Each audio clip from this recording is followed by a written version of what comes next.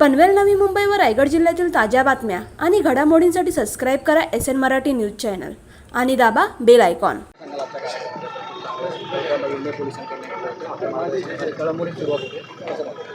माननीय पोलीस आयुक्त मिलिंद भारंबे सर यांच्या मार्गदर्शनाखाली आणि यांच्या पुढाकारामुळे आज आपण नशामुक्त नवी मुंबई या अभियानाची सुरुवात आपण नशामुक्त कळंबोली शहर यापासून सुरुवात केलेली आहे। या अंतर्गत आजच्या कार्यक्रमाला आमदार माननीय विक्रांत पाटील साहेब, विविध पक्षाचे लोकप्रतिनिधी असतील, नगरसेवक असतील आणि मोठ्या प्रमाणात कळंबोली शहरातील नागरिकांनी अतिशय त्याला चांगल्या पद्धतीने प्रतिसाद देऊन या कार्यक्रमात सामील झालेले होते।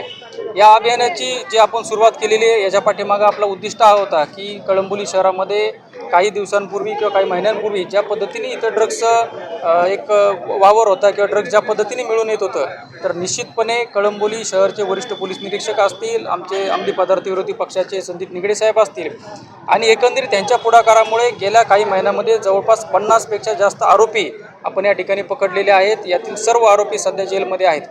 त्याच पद्धतीने या आरोपितांविरुद्ध नवी मुंबईमध्ये मोकाची कारवाई असेल तर ती देखील केलेली आहे।